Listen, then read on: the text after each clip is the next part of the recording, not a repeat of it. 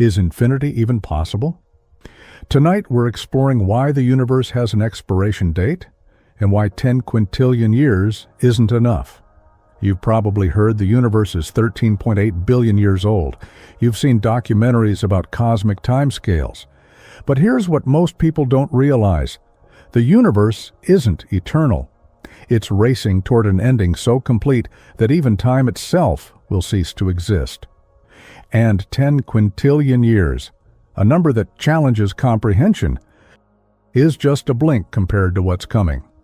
By the end of this journey, you're going to understand why even the longest time span is a fleeting moment in the universe's final act. Before we dive in, if you enjoy these explorations, a quick like or subscribe really helps the channel grow. It's a small thing for you, but it makes a real difference for me. Get comfortable. Let's begin. Let me start with something that might surprise you. The universe, you know, the one filled with brilliant stars and swirling galaxies, is incredibly young. What we call 13.8 billion years since the Big Bang. That's practically yesterday in cosmic terms. It's not even the opening chapter of the universe's story. It's barely the first paragraph. To understand why 10 quintillion years isn't nearly enough time for the universe to survive, we need to grasp what that number actually means. 10 quintillion is 10 followed by 18 zeros. Your mind simply cannot visualize this. Mine can't either, but let me try to give you a sense of its magnitude. If every single second that has passed since the Big Bang were a grain of sand, 10 quintillion years would create a desert larger than all the planets in our solar system combined. Every grain representing a moment in cosmic history, and still, this vast desert of time represents merely a brief flash in the universe's ultimate timeline. Here's what your intuition tells you. More time should mean more possibilities. More time for stars to form, for life to evolve, for civilizations to flourish. More time should mean more of everything we find beautiful and meaningful in the cosmos. But physics tells us something profoundly different. The universe operates under laws that make this intuition completely wrong. Right now, as you're listening to this, approximately 200 billion stars are burning in our galaxy alone. Each one a nuclear furnace, converting hydrogen into heavier elements through fusion reactions that have continued for billions of years. The night sky above you is filled with these distant suns, their light traveling across space for years, decades, or centuries to reach your eyes. And our galaxy is just one among roughly 100 billion others scattered across the observable universe. What keeps all this activity going?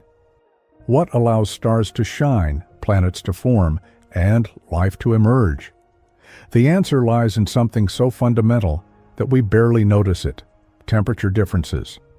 The average temperature of intergalactic space today is 2.7 Kelvin. That's about minus 270 degrees Celsius, just 3 degrees above absolute zero. This might sound impossibly cold, but it's actually warm enough to maintain the temperature gradients that drive every process in the universe. Think about a simple cup of coffee cooling on your table. It cools because there's a difference between its temperature and the air around it. Heat flows from hot to cold, and that flow of energy is what makes the cooling happen.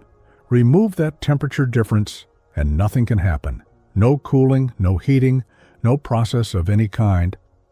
This principle, that energy flows from regions of high concentration to regions of low concentration, governs everything from your morning coffee to the birth of stars. The universe today is extraordinarily active. Right now, in this very moment, approximately one star is exploding as a supernova somewhere in the observable universe.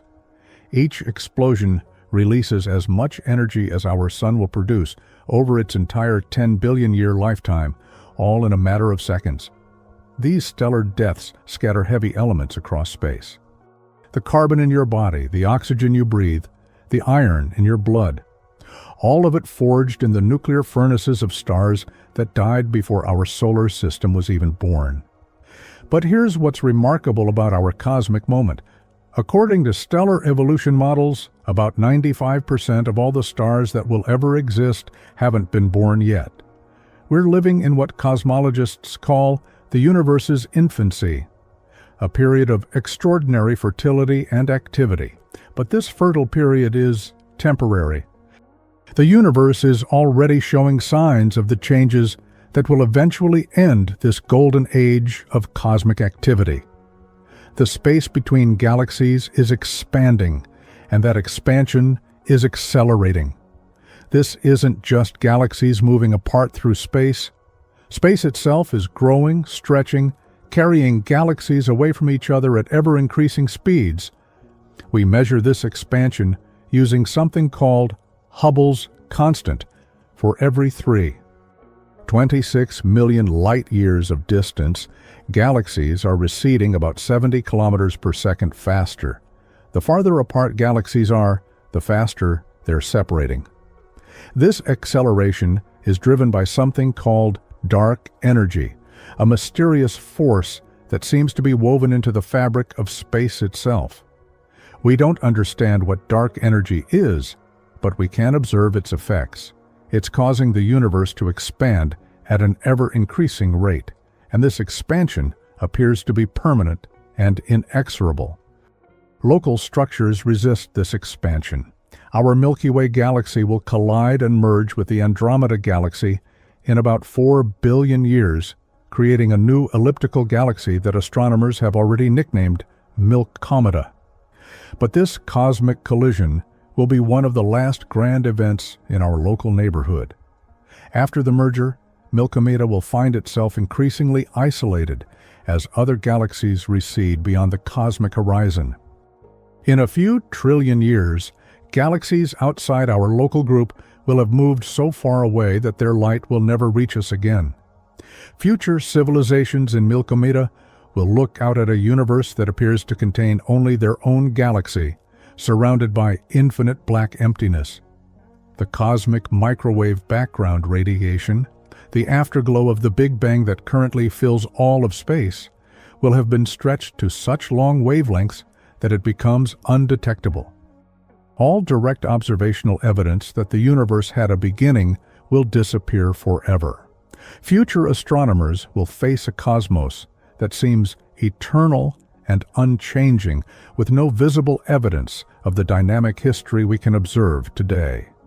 They won't see distant galaxies, they won't detect the expansion of space, and they won't find the cosmic microwave background.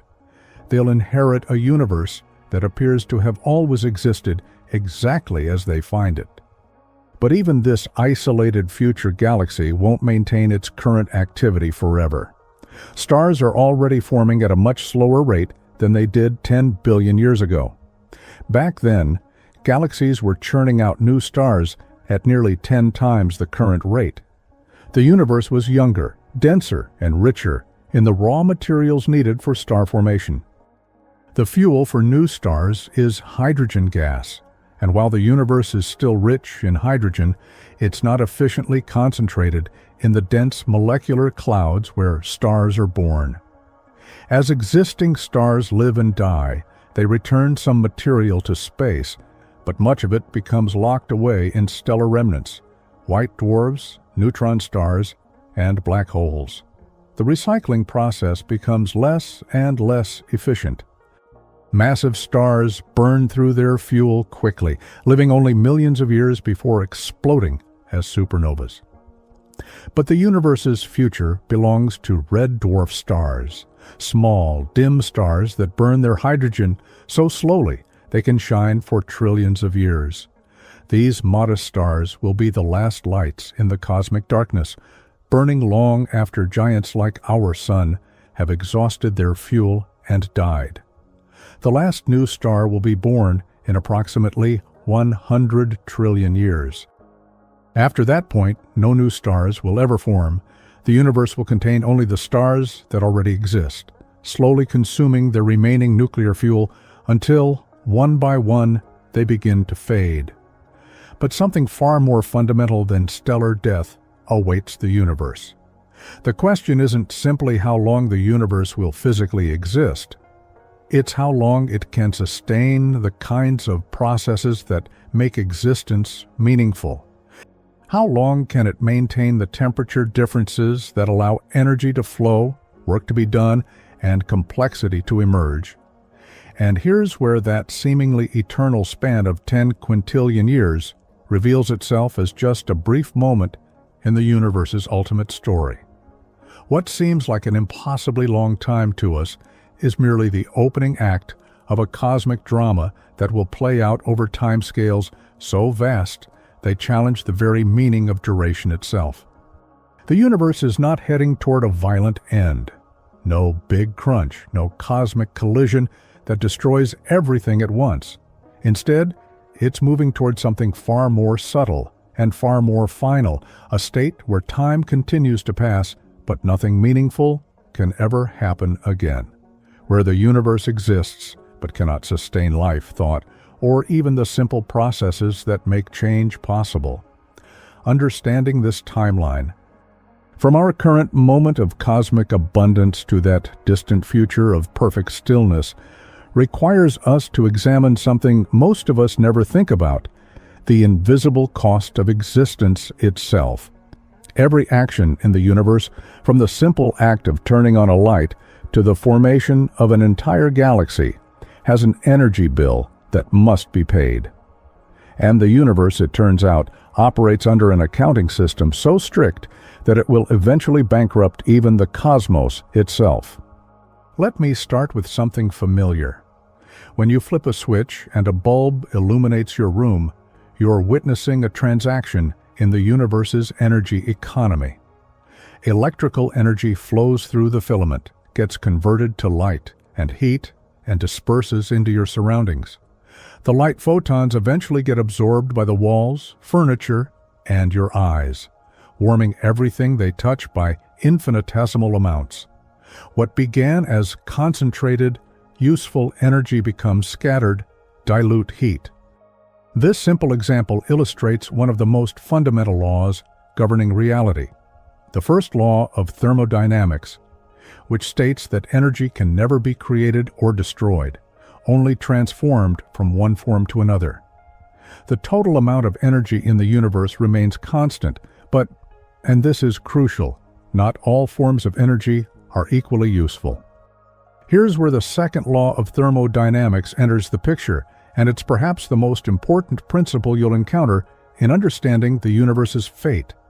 This law declares that in any isolated system, entropy, a measure of disorder or randomness, always increases over time, always, without exception. You can decrease entropy locally, like when a plant grows and creates organized structures from simple molecules, but only by increasing entropy somewhere else in the larger system. Think about your refrigerator. It creates order inside by making things cold and organized, but it does this by pumping heat into your kitchen. The total entropy of your kitchen increases, even though the entropy inside the fridge decreases. Your refrigerator works only because it can export its disorder to the surrounding environment. Now here's the profound implication: the universe as a whole has nowhere to export its entropy. It is the ultimate isolated system, with no external environment to dump its increasing disorder into. This means the universe is inexorably moving toward a state of maximum entropy, maximum disorder, where no further useful work can be done. To understand how this affects everything we see, let's look at our Sun, the engine that powers virtually all activity on Earth. Right now, in this very second, approximately 4 million tons of solar mass is being converted into energy through nuclear fusion. Einstein's famous equation, ʻOumuamua, tells us that even tiny amounts of mass represent enormous quantities of energy. The Sun converts this mass into approximately 4x 126 watts of power.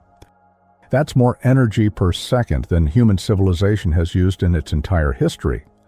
Only about 1/billionth of the Sun's energy output reaches Earth, yet this tiny fraction powers our entire biosphere. Plants capture this solar energy through photosynthesis, with an efficiency of just 3 to 6%, converting light into chemical energy stored in sugars. It's remarkably inefficient, and yet this small percentage of captured sunlight sustains every ecosystem on our planet. Every biological process, from the photosynthesis in a leaf to the thoughts occurring in your brain right now, follows the same pattern. Useful energy gets converted into less useful forms, typically waste heat, increasing the total entropy of the universe. Even as you listen to these words, your brain is consuming energy and generating heat, contributing infinitesimally to the cosmic increase in disorder.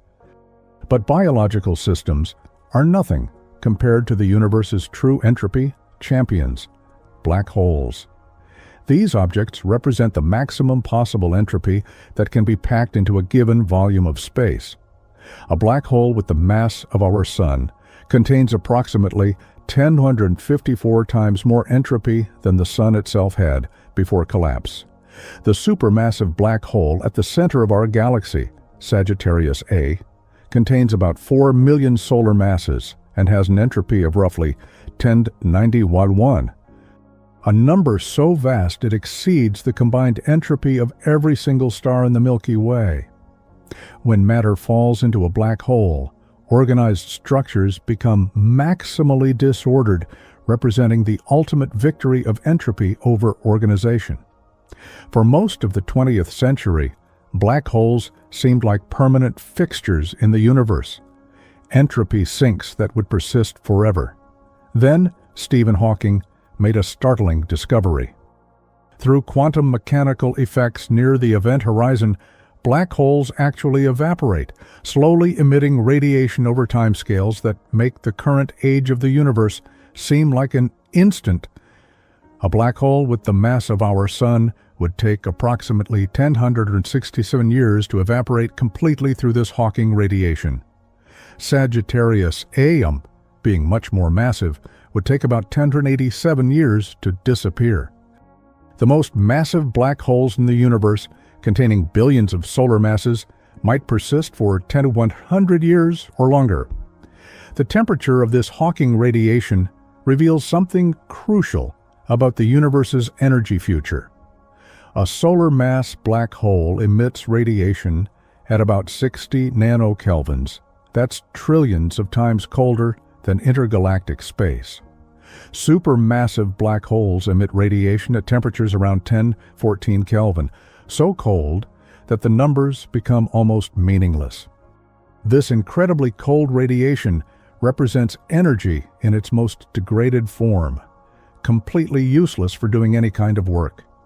It's the ultimate example of entropy maximization, organized matter and energy transformed into random thermal radiation at temperatures approaching absolute zero. But black holes aren't the only objects heading toward this fate. Stars themselves follow a similar pattern of energy degradation. Our Sun will exhaust its nuclear fuel in about 5 billion years, expanding into a red giant before ejecting its outer layers and leaving behind a white dwarf, a dense, hot stellar remnant about the size of Earth. White dwarfs don't generate new energy through fusion. They simply radiate away their stored heat. A typical white dwarf starts at about 100,000 Kelvin and slowly cools over trillions of years until it reaches the temperature of surrounding space. About 97% of all stars in the universe will end their lives this way. The final stage in this cooling process creates objects called black dwarfs, white dwarfs that have radiated away all their heat and reached thermal equilibrium with the cosmic background. No black dwarfs exist yet because the universe is too young for any white dwarf to have cooled completely. The first black dwarfs will appear in about 1,015 years, 1 trillion times the current age of the universe.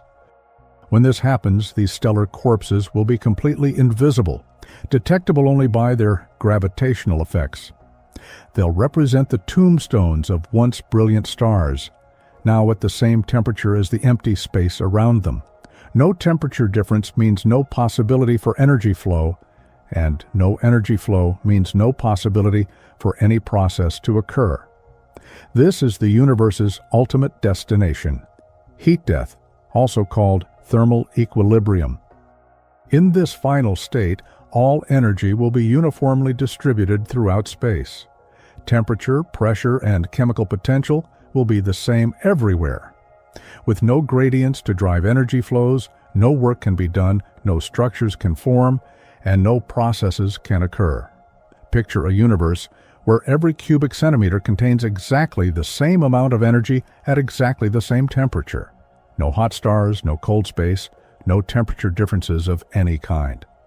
Just perfect, uniform, eternal stillness. This thermal death doesn't mean the universe physically disappears. Matter and energy will still exist, but they'll be spread so uniformly and at such low temperatures that nothing interesting can ever happen again. Time will continue to pass, but it will be time without change, without possibility, without meaning. The second law of thermodynamics guarantees this outcome. Every energy transformation, every process, every action increases the total entropy of the universe. We can create local pockets of order, like life, like civilizations, like the organized structure of galaxies, but only by creating even greater disorder elsewhere. And here's what makes this so profound. There's no escape from this accounting. Advanced civilizations might harness the energy of entire stars or even galaxies, but they cannot violate thermodynamics. Every computation they perform, every thought they think, every action they take must be paid for with an increase in cosmic entropy. The universe operates like a vast machine that's slowly, but inevitably, running down. The organized energy that currently powers stars, planets, and life is being steadily converted into the uniform, low-temperature heat that will characterize the cosmos's final state. No technology, no matter how advanced, can reverse this process for the universe as a whole. What we're witnessing right now, the birth of stars, the formation of complex molecules, the emergence of life and consciousness, represents the universe's brief golden age, a temporary deviation from equilibrium made possible by the gradual exhaustion of useful energy.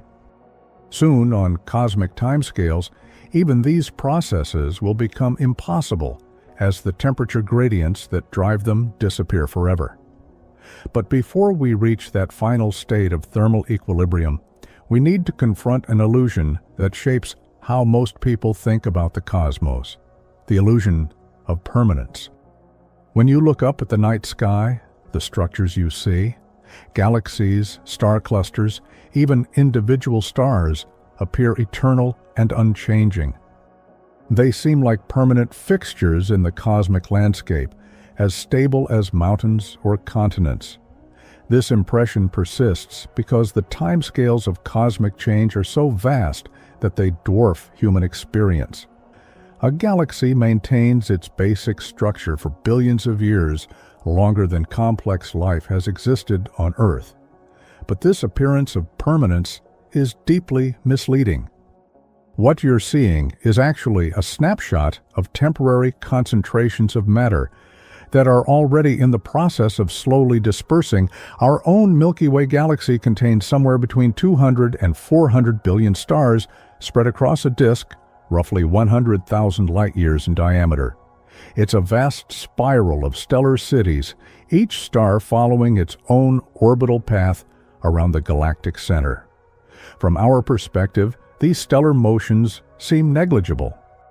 The constellations have barely changed since humans first began mapping the sky. But zoom out to cosmic timescales and you see these apparently fixed patterns as dynamic, ever-changing structures. The stars aren't following neat, predictable circular orbits like planets around the sun. Instead, they trace complex, elliptical, and rosette-shaped paths that carry them through different regions of the galaxy over hundreds of millions of years. These orbits aren't isolated trajectories, but intricate dances where every star gravitationally influences every other star, creating a slowly evolving choreography of cosmic motion. Our sun, for instance, has completed approximately 20 orbits around the galactic center since its formation 4.6 billion years ago. Each orbit takes about 230 million years. A period so long that when our solar system last occupied its current galactic position, dinosaurs were just beginning to dominate Earth. With every circuit, our solar system encounters different neighborhoods of the galaxy, sometimes passing through spiral arms rich with gas, dust, and active star formation, sometimes drifting through the quieter spaces between them. These journeys through galactic space aren't without consequences. Each orbit exposes our Sun and its planets to gravitational interactions with other stars, giant molecular clouds, and various forms of cosmic debris. Most of these encounters are distant and gentle, like ships passing in a vast ocean, but they accumulate over time, creating subtle but persistent changes to planetary orbits. About once every 50 million years, another star passes within a light year of our solar system, close enough to potentially disturb the delicate gravitational balance that has kept our planets in stable orbits for billions of years. These stellar flybys can perturb the Oort cloud, that vast spherical shell of comets surrounding our solar system at distances about 50,000 times farther than Earth is from the Sun. When the Oort cloud gets nudged by a passing star, some of its trillion or so comets begin their slow gravitational fall toward the inner solar system. Most burn up harmlessly as shooting stars, but some impact planets, potentially causing mass extinctions or, in Earth's early history, delivering the water that fills our oceans. The great impact that likely killed the dinosaurs 65 million years ago might have been triggered by such a stellar encounter millions of years earlier. Over truly long periods, the trillions of years we're contemplating, these accumulated gravitational nudges become more dramatic. Computer simulations tracking the long-term evolution of planetary systems reveal a sobering truth. Approximately half of all planets in our galaxy will be ejected from their star systems within the next 10-15 years. These orphaned worlds will drift through intergalactic space, cooling slowly toward absolute zero as they travel through the cosmic void without a star to warm them. Imagine Earth torn from its orbit by the cumulative effects of countless stellar encounters, tumbling through the darkness between galaxies.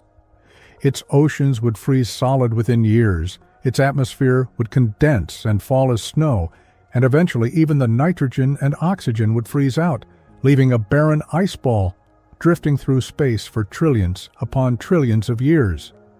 But planetary ejection represents just one aspect of galactic evolution. The galaxy itself is changing in more fundamental ways. The Milky Way is currently forming new stars at a rate of about 1 to 3 solar masses per year. This might sound like robust stellar production, but it represents a dramatic decline from the peak star formation period about 10 billion years ago, when galaxies like ours were converting 10 to 30 solar masses of gas into new stars annually. This decline isn't accidental. It reflects the gradual consumption of the raw materials needed for star formation. Stars are born when giant clouds of hydrogen gas collapse under their own gravity, igniting nuclear fusion in their cores. But this process consumes the very gas needed to make future generations of stars. Our galaxy currently contains about 1 billion solar masses of gas available for making new stars.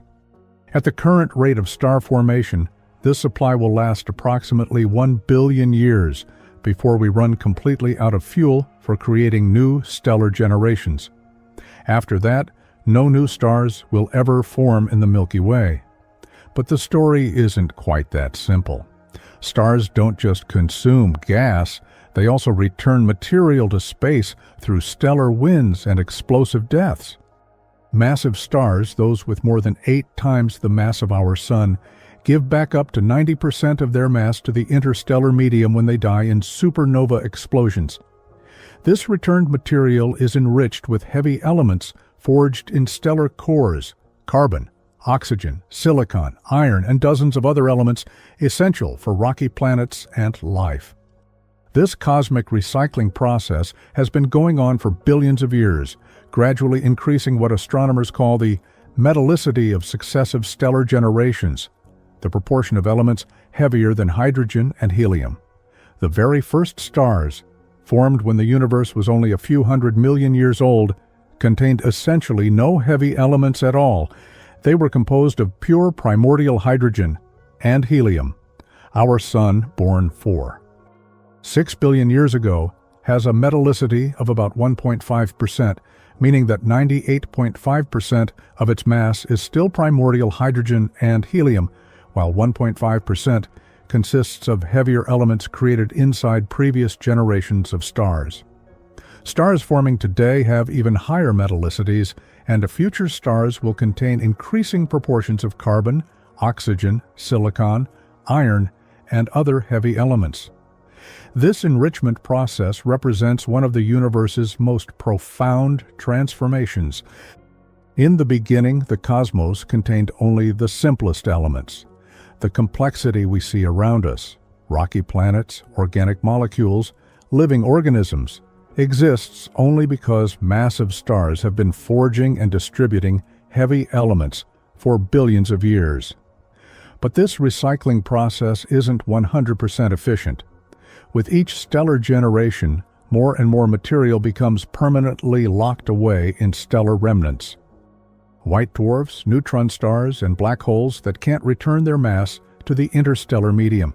The galaxy is slowly but inevitably losing its ability to make new stars. Eventually, after approximately 100 trillion years, the free hydrogen gas will be completely exhausted. No new stars will form after this point, no matter how long we wait. The galaxy will contain only the stars that already exist, slowly aging and dying one by one. The vast majority of these surviving stars will be red dwarfs, small, dim stars with masses between 0.08 and 0.5 times that of our Sun. Red dwarfs burn their hydrogen fuel so slowly and efficiently that the smallest ones can shine for 10 trillion years, hundreds of times longer than the current age of the universe. These modest stars currently make up about 75% of all stars in the Milky Way, yet they contribute only about 0.5% of the galaxy's total light output. They're so dim that despite being the most common type of star in the universe, not a single red dwarf is visible to the naked eye from Earth. You've never seen one without a telescope. But these humble stars will inherit the cosmos. While massive, brilliant stars like our Sun exhaust their fuel and die within billions of years, red dwarfs will continue their slow, steady burning for trillions of years into the future. They'll be the last lights in an increasingly dark universe, their feeble red glow the only illumination in galaxies that have otherwise gone dormant. Picture the night sky in 50 trillion years. The brilliant blue giants, the yellow stars like our Sun, the orange giants, all long dead. Only the faint red dwarfs remain scattered across a galaxy grown sparse and cold. No nebulae glowing with the light of newborn stars, no supernovas painting the cosmos with their brief, brilliant deaths. Just the dim, steady burning of the universe's most frugal stars. But even red dwarfs aren't eternal. The last of them will exhaust its fuel and fade away in approximately 100 trillion years, marking the definitive end of the stellar era. After this point, galaxies will contain only stellar corpses, white dwarfs, neutron stars, and black holes. These compact objects don't generate new energy through nuclear fusion. They simply radiate away whatever heat they retained from their formation, cooling slowly toward the temperature of empty space. A white dwarf, the cooling remnant of a star like our Sun, starts its long cooling journey at about 100,000 Kelvin and takes roughly 10 to 15 years to reach thermal equilibrium with its surroundings. Neutron stars, ultra-dense stellar remnants containing about 1. 4 to 2 solar masses compressed into spheres only 12 miles in diameter, follow a similar cooling pattern. These objects are so dense that a single teaspoon of neutron star material would weigh about 4 billion tons on Earth. Yet even these exotic objects, with densities approaching that of atomic nuclei themselves, will eventually cool to invisibility, detectable only through their gravitational effects on nearby matter. Picture the future galaxy. A vast dark graveyard filled with invisible stellar corpses orbiting silently around the galactic center. No new stars forming, no supernovas exploding, no spiral arms glowing with the light of stellar nurseries. Just the slow, inexorable cooling of stellar remnants in the growing darkness. Black holes will grow gradually through occasional captures of this wandering stellar debris, but the material available for growth becomes increasingly scarce and dispersed. The expansion of space carries matter farther apart, reducing the density of the interstellar medium to almost nothing. Eventually, even black holes will have consumed or ejected virtually all the matter in their vicinity. The galaxy transforms from a vibrant stellar metropolis into something resembling a scaled-up solar system, a massive central black hole surrounded by widely spaced orbiting objects, most of them invisible and cold. The gravitational structure remains, but the energy and activity that once made galaxies fascinating slowly fade away. This process affects not just our galaxy, but every galaxy in the universe. The great spiral galaxies with their sweeping arms, the massive elliptical galaxies containing trillions of stars, even the dwarf galaxies that orbit larger ones, all are temporary structures slowly dissolving as their component parts cool, disperse, or fall into central black holes. And this stellar death represents only the beginning of the universe's long journey toward its final state. As impressive as these timescales seem, trillions of years for stars to die, quadrillions for stellar remnants to cool, they're just the first phase of a much longer story of cosmic dissolution. Eventually, galaxies will be dominated gravitationally by their central supermassive black holes, having consumed or ejected practically all matter in their vicinity. But even as we contemplate these vast timescales of stellar death and galactic dissolution, an even more profound transformation is already underway. One that will fundamentally alter not just what exists in the universe, but what can possibly be observed or known about it. The accelerated expansion of space, driven by the mysterious force we call dark energy, is creating a cosmic horizon beyond which information can never reach us. This isn't a physical barrier like a wall or boundary. It's something far more subtle and far more final. It's a horizon in space-time itself, beyond which light emitted today will never, under any circumstances, reach Earth or any other observer in our region of the cosmos. This cosmic event horizon currently sits at approximately 16 billion light-years from Earth. Galaxies beyond this distance are receding from us faster than the speed of light, not because they're moving through space at impossible velocities, but because space itself is expanding between us and them. Einstein's theory of relativity allows this because it's not the galaxies moving faster than light. It's the fabric of space, stretching at a rate that carries them away faster than light can cross the growing gulf between us. Think about what this means. Light leaving those distant galaxies today is aimed directly at us, traveling at the ultimate cosmic speed limit, yet it will never reach us. The space between us and those galaxies is expanding faster than light can traverse it. It's like trying to walk up a down escalator that's moving faster than you can climb. No matter how fast you move, you'll never reach the top. This has immediate and profound implications for what we can observe. The universe we see today contains approximately 2 trillion galaxies, each a vast collection of billions or trillions of stars. But this number will not remain constant. Every passing moment, some of these galaxies cross our cosmic horizon and disappear from our observable universe forever. The cosmos visible to us is shrinking, not because galaxies are being destroyed, but because the expansion of space is carrying them beyond our ability to ever receive information from them again. In approximately 150 billion years, a time span that seems impossibly vast, yet is brief compared to the stellar lifetimes we've been discussing, all galaxies outside our local group will have vanished beyond this horizon. Our local group consists of about 50 gravitationally bound galaxies, including our Milky Way, the Andromeda galaxy, and various smaller satellite galaxies. The total mass of this cosmic family is roughly 2 trillion solar masses, most of it in the form of dark matter. Dark matter, that mysterious invisible substance that makes up about 85% of all matter in the universe, doesn't interact with light in any detectable way, yet its gravitational influence shapes the large-scale structure of the cosmos. We know it exists because we can observe its effects. The way galaxies rotate, the way light bends around massive galaxy clusters, the way cosmic structure formed in the early universe.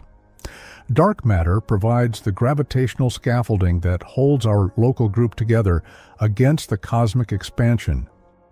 Groups and clusters of galaxies like ours, bound together by their mutual gravitational attraction, can resist the cosmic expansion indefinitely. They remain coherent structures even as the space around them grows.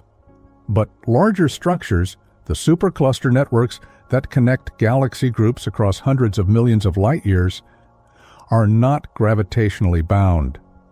These vast cosmic webs are already fragmenting under the relentless pressure of accelerated expansion. Our local supercluster contains approximately 100,000 galaxies spread across about 500 million light years. This immense structure, once thought to be a permanent feature of the cosmic landscape, is already dissolving. Its component galaxy groups are separating irreversibly, carried apart by the accelerating expansion of space. What once formed a connected network of cosmic matter is becoming a collection of isolated islands, each drifting alone through an increasingly empty universe. Imagine future civilizations in our merged Milky galaxy, the eventual product of the Milky Way Andromeda collision. Looking out at the night sky in 200 billion years, they will see no other galaxies. The sky will be filled with stars from their own galaxy. But beyond that, only perfect blackness. No distant spiral arms, no elliptical galaxies, no quasars, no galaxy clusters. Just the stars of their own cosmic islands surrounded by infinite, empty night. These future astronomers will face a universe that appears to contain only their own galaxy. They won't see the cosmic microwave background radiation, the afterglow of the Big Bang, because it will have been stretched by expansion to wavelengths longer than their observable horizon. All direct observational evidence that the universe had a beginning, that it was once hot and dense, that it has been expanding and cooling for billions of years, will have vanished. Without distant galaxies to observe, future scientists won't be able to measure the recession velocity that reveals cosmic expansion. Without supernovas in distant galaxies, they won't discover dark energy. Without the cosmic microwave background, they won't find evidence for the Big Bang. The three pillars of modern cosmology, the expansion of the universe, dark energy, and the Big Bang, will be observationally inaccessible. It would be extraordinarily difficult, perhaps impossible, for civilizations in that era to deduce that their universe had an origin, that it's expanding, or that it was ever different from what they observe. They might conclude that the universe has always existed in its current state, eternal, static, consisting of nothing but their own galaxy surrounded by empty space. Their cosmology would resemble the pre-20th century view of an unchanging eternal cosmos. This represents more than just a loss of information. It's the death of cosmic perspective. Our era is special precisely because we can observe the universe's history and structure directly. We can see galaxies as they were billions of years ago, study the cosmic microwave background from when the universe was only 380,000 years old, and measure the acceleration of cosmic expansion in real time. When you look at distant galaxies through a telescope, you're literally looking backward in time. Light from a galaxy 1 billion light-years away shows you that galaxy as it was 1 billion years ago, when the universe was younger, denser, and more active. The most distant galaxies we can observe appear as they were when the universe was only a few 100 million years old, young, chaotic, forming stars at prodigious rates. This cosmic time machine allows us to reconstruct the entire history of the universe by observing objects at different distances. We can watch galaxies evolving from the chaotic star factories of the early universe to the mature spiral and elliptical galaxies we see nearby. We can trace the cosmic expansion from its earliest detectable epochs to the present day. But this window into cosmic history is closing. As expansion accelerates, light from increasingly distant events will never be able to cross the growing gulf of space to reach us. Information about the universe's early history is being lost forever, as the regions that could provide that information recede beyond our cosmic horizon. The universe is fragmenting causally, breaking apart into regions where no information can travel from one to another. Each region becomes, for all practical purposes, a separate universe. Our local group will become one such universe, Andromeda's group another, and so on. What began as a single connected cosmos becomes an infinite collection of isolated cosmic islands, each unaware of the other's existence. This causal fragmentation represents something unprecedented in cosmic history. For the first 13.8 billion years, different regions of the universe could, in principle, communicate with each other. Light and information could travel between distant regions, even if it took billions of years. But dark energy is changing this fundamental connectivity of space-time itself. Dark energy appears to be an intrinsic property of space itself, a constant energy density woven into the fabric of empty space. As the universe expands and new space is created, more dark energy comes into existence. This creates a positive feedback loop. More space leads to more dark energy, which drives faster expansion, which creates even more space, and so on. While matter and dark matter become more dilute as the universe expands, the same amount of mass spread over larger volumes, dark energy maintains constant density. As expansion continues, dark energy becomes an increasingly dominant component of the cosmic energy budget. In about 100 billion years, it will completely dominate the universe's dynamics, reducing matter to a negligible influence on cosmic evolution. Under the complete dominance of dark energy, the rate of expansion increases exponentially. Distances between regions double in fixed time intervals, creating a runaway process that transforms the connected universe of today into the fragmented cosmos of tomorrow. This isn't just expansion, it's the fundamental dissolution of cosmic unity. Each surviving structure, each gravitationally bound galaxy group, becomes a universe unto itself, forever cut off from all others. The grand cosmos that we study today, with its billions of galaxies and vast cosmic web of matter, fragments into countless isolated pieces. The universe doesn't end. It divides, creating infinite cosmic solitude. And this process of causal disconnection sets the stage for an even more profound transformation. As dark energy dominates and expansion accelerates exponentially, even the internal structures of galaxies will begin to feel the effects of this cosmic stretching. The rate of expansion increases exponentially under the total dominance of dark energy, doubling distances between regions in fixed time intervals. But even before this exponential stretching reaches its full potential, the gravitational structures we think of as permanent, galaxies themselves, begin to dissolve through a process so gradual and subtle that it mirrors the thermal death of individual stars. Galaxies aren't solid, rigid objects like rocks or buildings. They're dynamic gravitational systems where hundreds of billions of stars orbit in complex patterns, constantly exchanging energy through gravitational encounters.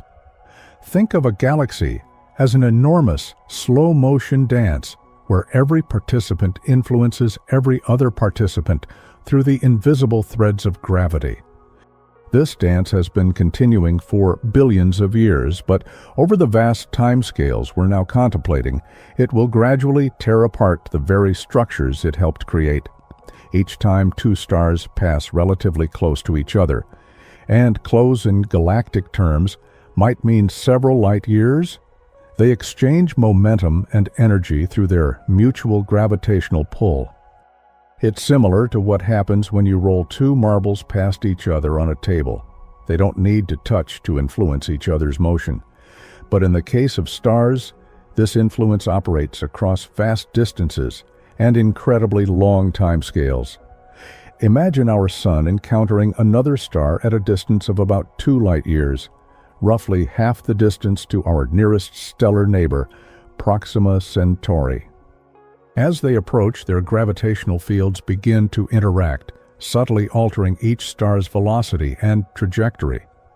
The change might be minuscule, perhaps a few kilometers per second difference in orbital speed around the galactic center, but this small change accumulates over millions of orbital periods.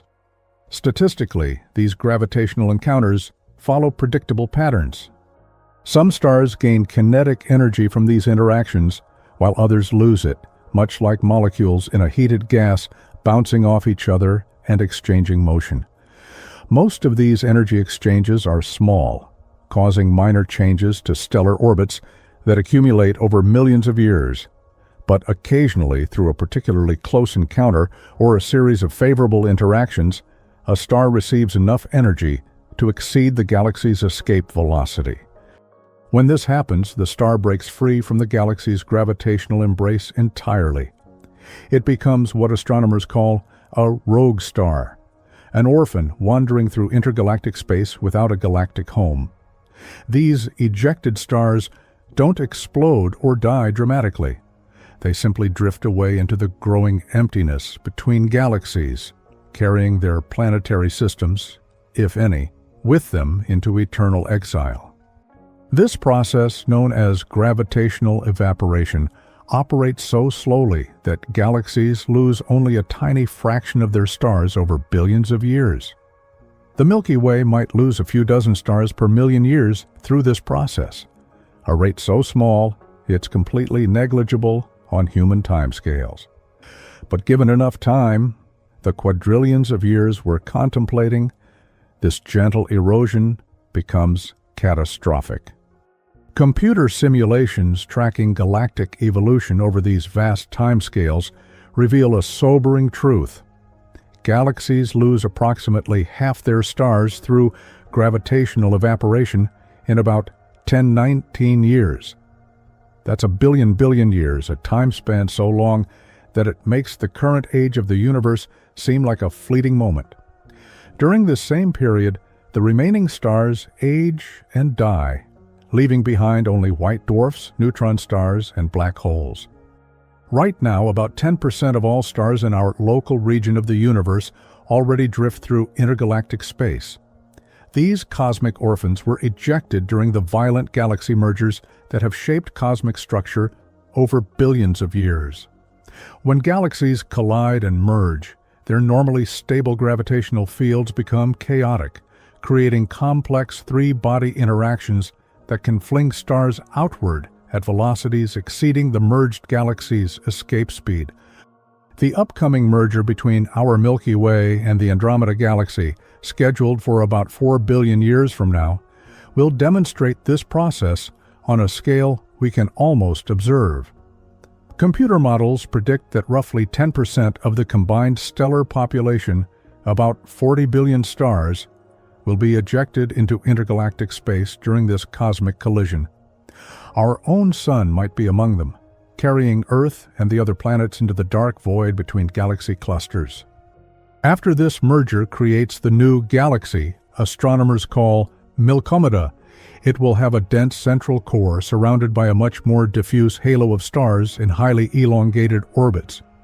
But the central region harbors something far more ominous than wandering stars, a supermassive black hole containing millions of times the mass of our Sun. This central monster grew over billions of years by consuming gas, stars, and smaller black holes. It sits at the gravitational center of the galaxy like a cosmic spider in an enormous web, occasionally capturing stars that venture too close. The doomed stars get subjected to tidal forces so extreme they literally tear the star apart atom by atom. On average, a supermassive black hole destroys about one star every 10,000 years in a typical galaxy. When this happens, the process creates one of the most spectacular events in astronomy, a tidal disruption event. The star gets stretched into a long stream of hot gas that spirals into the black hole, heating up to millions of degrees and creating a brilliant flare of light that can outshine the entire galaxy for months or years. This represents the star's final scream before vanishing forever behind the black hole's event horizon. Over the course of 10-20 years, 100 billion years, these central black holes consume or eject practically every star in the dense galactic cores. The process isn't random. It follows statistical patterns that depend on stellar mass, orbital characteristics, and the complex dynamics of many-body gravitational interactions. The few remaining stars retreat to highly elliptical orbits or circular paths at enormous distances from the now dominant black hole. The galaxy transforms from a spiral or elliptical distribution of stars into something resembling a scaled-up solar system, a massive central object surrounded by widely scattered debris orbiting at vast distances. But unlike a planetary system, where orbital mechanics are precisely predictable, the galactic remnant continues to evolve through gravitational relaxation. This process redistributes orbital energies among the remaining stars and stellar remnants. Some objects gradually spiral inward toward the central black hole, while others get flung outward to even greater distances. It's like a cosmic version of evaporation. The most energetic particles escape, while the rest sink deeper into the gravitational well.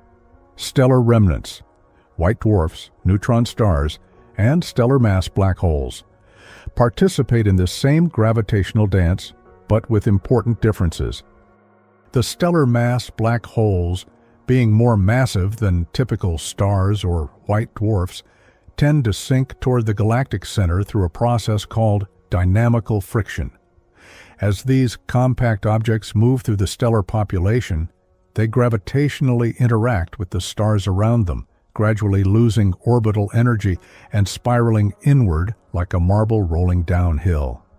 This process operates on timescales of millions to billions of years. A stellar mass black hole might take 10 billion years to migrate from the galaxy's outer regions to its center, encountering and scattering hundreds of stars along the way. Each interaction changes the black hole's trajectory slightly, but the cumulative effect is inexorable drift toward the galactic core. Eventually, these stellar mass black holes reach the galactic center and approach the supermassive black hole there. As they spiral closer, they begin a cosmic dance that ends in merger. The final moments of this process release more energy in gravitational waves than the entire galaxy emits in light, sending ripples through space-time itself that travel at the speed of light across the universe. In 2015, the LIGO detectors first observed these gravitational waves from merging black holes located over 1 billion light-years away, confirming a prediction Einstein made a century earlier. The detection marked the beginning of gravitational wave astronomy, opening a new window onto some of the most violent events in the cosmos. In the far future, such mergers will occur in dead galaxies, sending gravitational waves through empty space with no observers present to detect them. After 10-20 years of this gradual dissolution, galaxies consist essentially of a central, supermassive black hole surrounded by a sparse halo of compact objects orbiting at vast distances. About 90% of the original stellar mass has either been ejected into intergalactic space or swallowed by the central black hole. The remaining objects, a few percent of the galaxy's original stellar population, orbit so far apart that gravitational encounters become extraordinarily rare. The timescales between interactions stretch from millions of years to billions, then trillions. As the galaxy becomes more diffuse, the probability of any two objects coming close enough to significantly influence each other's orbit drops exponentially. Yet even these rare encounters accumulate over time. The timescales become almost unimaginably long, 10-30 years or more. But eventually even the most distant stellar remnants either fall into the central black hole or get ejected into intergalactic space. Galaxies don't die through spectacular explosions or dramatic collapses. They simply fade away through patient dissolution, gradually dispersing their components until almost nothing remains. It's a process so slow and gentle that if you could somehow observe it happening, it would look like time-lapse footage of snow melting. Imperceptibly gradual, yet inexorable. What's left after this process completes are isolated supermassive black holes wandering through space. These objects represent the gravitational tombstones of once magnificent galaxies, containing perhaps 99% of the original galactic mass, compressed within their event horizons. They drift through the expanding universe like cosmic ghosts, occasionally capturing a passing object, but for the most part existing in perfect solitude.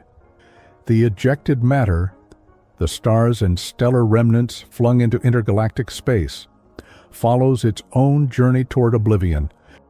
These orphaned objects cool steadily toward the temperature of empty space, which itself continues dropping as the universe expands.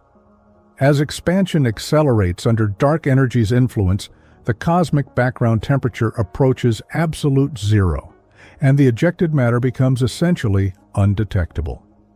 Meanwhile, the average density of the universe approaches zero as matter disperses over ever larger volumes. The empty regions between objects grow exponentially under dark energy's influence, separating the remaining compact objects, white dwarfs, neutron stars, black holes, by distances that dwarf anything we can currently comprehend. Picture the universe after this process completes. Imagine space as an infinite black ocean dotted with invisible objects separated by gulfs millions of times larger than the current distance between galaxies. Each white dwarf, each neutron star, each black hole drifts alone through the darkness, cooled to the temperature of the cosmic background radiation. No light illuminates this cosmos. No energy flows between objects. No processes occur that could support complexity, life, or even the simplest chemical reactions. The compact objects themselves continue cooling toward absolute zero. White dwarfs, neutron stars, and even black holes gradually radiate away their remaining thermal energy until they reach perfect thermal equilibrium with the cold, empty space around them. At this point, they become completely dark and invisible, detectable only through their gravitational effects on any matter or energy that might pass within their influence. And so the universe transforms into an infinite sea of blackness punctuated by invisible objects, separated by incomprehensible and exponentially growing distances. The grand structures we see today, galaxies, galaxy clusters, the cosmic web of matter, all dissolve into their component parts, which then drift apart until each exists in perfect isolation. This process represents the ultimate triumph of entropy over organization. The complex hierarchical structures built up over billions of years of cosmic evolution, planets, stars, galaxies, all gradually return to their simplest components.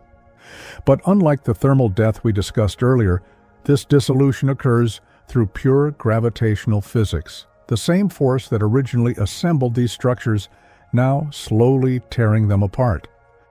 The universe becomes a sea of darkness, dotted with invisible, compact objects separated by distances incomprehensible and growing exponentially under expansion.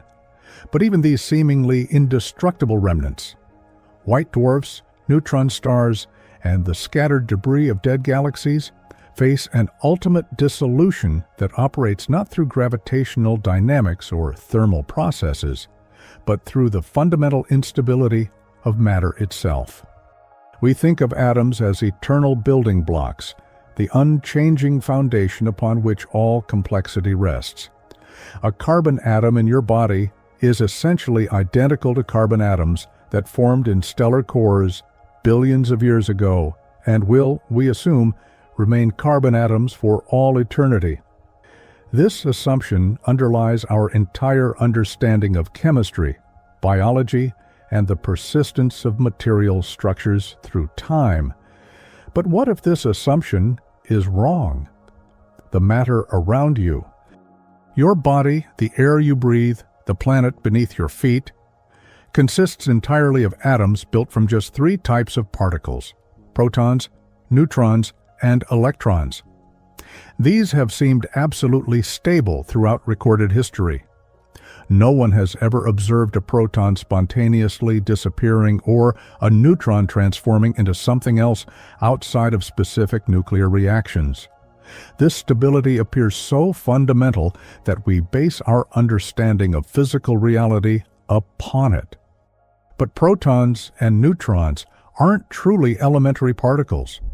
They're composite structures made of even smaller constituents called quarks, held together by the strong nuclear force, one of the four fundamental forces governing all physical interactions. A proton contains three quarks bound in a configuration that has remained stable for billions of years. Yet some theories suggest this stability may not be absolute. Grand unified theories. Ambitious attempts to unify three of the four fundamental forces under a single mathematical framework make a startling prediction. Protons may be unstable over extremely long timescales. According to these theories, a proton might spontaneously decay into lighter particles after periods so vast they dwarf everything we've discussed so far. The proposed lifetime of a proton is approximately 1034 years. Let me put this number in perspective. It's about a trillion times longer than the current age of the universe. If the universe's entire history from Big Bang to now were compressed into a single second, proton decay would occur on timescales of trillions of years. It's a process so slow that the very concept of slow becomes inadequate. Underground laboratories around the world monitor enormous tanks containing thousands of tons of pure water, watching for the telltale flash of light that would signal a proton's death. These experiments run for years, observing trillions upon trillions of protons, yet none has ever been seen to decay.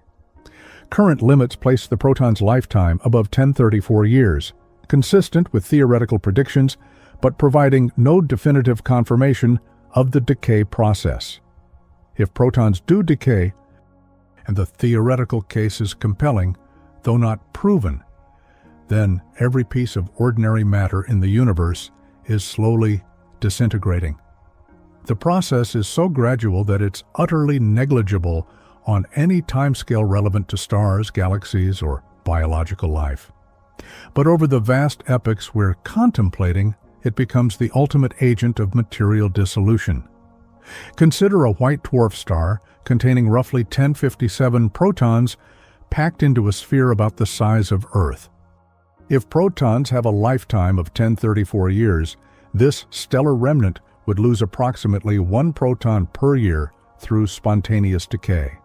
For billions of years, the loss would be imperceptible. The white dwarf would appear perfectly stable, slowly cooling as it radiates away thermal energy. But continue this process for 1040 years, a billion times longer than the proposed proton lifetime, and roughly 99% of the white dwarf's protons would have decayed away. The once solid stellar remnant would transform into a diffuse cloud of electrons, positrons, neutrinos, and photons dispersing through space. The organized structure that persisted for countless eons would dissolve into its most elementary components. This same fate awaits neutron stars, despite their exotic composition and extreme density. Matter compressed to the point where a teaspoon weighs as much as a mountain. Neutron stars are still made of particles containing quarks.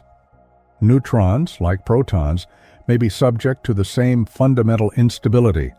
A neutron star might gradually evaporate as its constituent particles decay one by one over periods of 1034 years.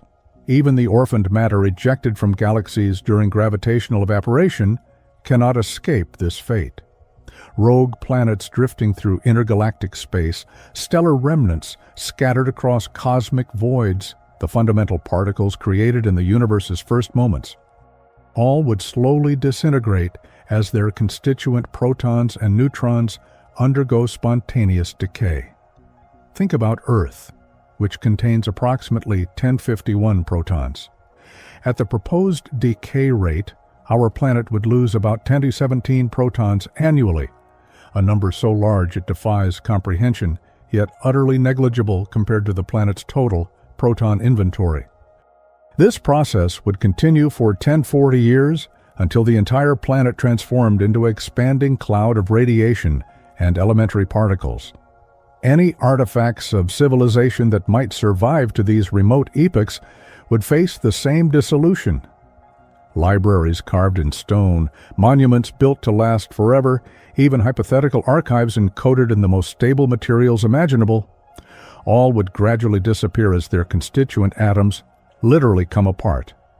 The information contained in these structures, the accumulated knowledge and cultural heritage of entire civilizations, would be irretrievably lost, as the physical substrate supporting it dissolves into random particles. But even if proton decay doesn't occur, matter faces another, even more exotic form of dissolution through quantum mechanical effects that operate on timescales, making proton decay seem rapid. Quantum mechanics allows particles to tunnel through energy barriers that would be classically impossible to cross. This process occurs with probabilities so vanishingly small they're normally irrelevant, but given infinite time, even the most unlikely events become inevitable.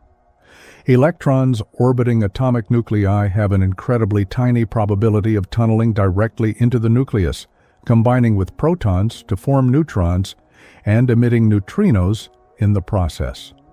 For an isolated atom in empty space, this probability is approximately 1 in 10 or 100 years. This number is so astronomically large that writing it out would require more digits than there are atoms in the observable universe. Yet over periods vastly longer than 10 to 100 years, all atoms would eventually collapse through this quantum tunneling process. The familiar structure of matter. Electrons orbiting nuclei at specific distances, creating the chemical bonds that make complex molecules possible, would disappear as electrons tunnel into nuclei, transforming atoms into neutron-rich nuclear matter. This nuclear matter would itself be unstable. Free neutrons have a half-life of about 15 minutes, decaying into protons, electrons, and neutrinos unless they're bound within stable atomic nuclei. The neutron-rich matter created by electron tunneling would quickly decay into lighter particles, completing the transformation of organized matter into radiation and elementary particles. The final result of these processes, whether through proton decay or quantum tunneling, is the complete conversion of all ordinary matter into radiation and relativistic particles, No atoms, no molecules, no structures of any kind would remain. The universe would consist entirely of photons, neutrons, electrons, positrons, and other elementary particles scattered across volumes so vast that interactions between them become virtually impossible. These processes operate on timescales so immense that our 10 quintillion years, that span that seemed like an eternity when we began this journey, appears as brief as a camera flash. By the time matter begins its fundamental decay, the era of stars, galaxies, and recognizable cosmic structure will be ancient history. The universe will have already passed through its stellar age, its degenerate era of cooling white dwarfs and neutron stars, and even its black hole era. In a universe 1040 years old, the cosmic inventory would consist primarily of radiation, elementary particles, and isolated black holes as the only remaining coherent objects. The density of particles would be extraordinarily low, with average distances between particles growing exponentially as cosmic expansion continues its relentless acceleration under dark energy's influence. The effective temperature of this universe would approach absolute zero as the cosmic expansion stretches photons to wavelengths larger than the distances between galaxies. These red-shifted photons would carry so little energy they would be essentially useless for any conceivable process. They would represent the universe's thermal energy in its most degraded possible form. As expansion continues, even individual particles become causally isolated from all others. The distance between any two particles grows beyond the cosmic horizon, meaning that no signal or influence can travel between them. The universe fragments into infinite pocket universes, each containing a single particle surrounded by exponentially expanding empty space. This represents the ultimate expression of cosmic loneliness. Each electron, each photon, each neutrino exists in perfect isolation within its own expanding bubble of space-time. No interactions, no processes, no possibility of organization or complexity. Just individual particles drifting through infinite emptiness, each occupying a separate universe where nothing else exists. The decay of matter represents the irreversible loss of all complexity and information. The intricate arrangements of atoms that once formed planets, stars, living organisms, and perhaps conscious beings would be reduced to their most elementary components. All the information encoded in these structures, the patterns that made them more than random collections of particles, would be permanently destroyed. This process exemplifies the second law of thermodynamics operating on the grandest possible scale. Organized energy and matter get converted into their most degraded forms, incapable of performing any useful work or supporting any complex processes. The universe achieves maximum entropy not through heat death alone, but through the complete dissolution of matter itself. And yet, even these timescales of fundamental decay pale in comparison to our original question about 10 quintillion years. Those eons represent only the universe's opening chapters. The real story of cosmic evolution operates on scales where proton decay seems rapid and the dissolution of matter marks just another milestone in an even longer journey toward ultimate simplicity. 10 quintillion years is insufficient to complete these processes of fundamental dissolution, but more than sufficient to witness the dramatic decline of complexity and the exhaustion of all usable energy sources. After the decay of ordinary matter has begun its inexorable work, after protons have started their trillion-year journey toward dissolution, only one type of structure remains coherent in the increasingly empty universe: black holes. These gravitational monsters survive the decay of all ordinary matter, becoming the dominant, indeed, the only significant, structures in a universe that has aged 1040 years or more. While every atom slowly disintegrates and every stellar remnant dissolves into elementary particles, black holes persist as islands of concentrated mass in an ocean of growing emptiness. They represent the universe's last bastions against the relentless march toward maximum entropy. A black hole is a region of space-time where matter has collapsed to such extreme density that it creates an event horizon, a spherical boundary around the collapsed mass beyond which nothing, not even light, can escape. The size of this horizon depends directly on the black hole's mass. A black hole with the mass of our Sun would have an event horizon only about 3 kilometers in radius, smaller than most cities, yet containing the entire mass of a star. Sagittarius A, the supermassive black hole at the center of our galaxy, has an event horizon approximately 12 million kilometers across, slightly smaller than the orbit of Mercury around the Sun. The most massive black holes we've discovered have horizons larger than Pluto's orbit, containing billions of solar masses compressed into regions that, while vast by earthly standards, are infinitesimal compared to the galaxies they once anchored. What lies inside a black hole remains one of physics' greatest mysteries. Einstein's theory of general relativity predicts that matter falling past the event horizon continues collapsing until it reaches a singularity, a point of infinite density where the curvature of space-time becomes infinite and the laws of physics, as we understand them, break down completely. It's a mathematical catastrophe that suggests our current theories are incomplete. Candidate theories for quantum gravity, attempts to unify Einstein's relativity with quantum mechanics, propose alternatives to this problematic singularity.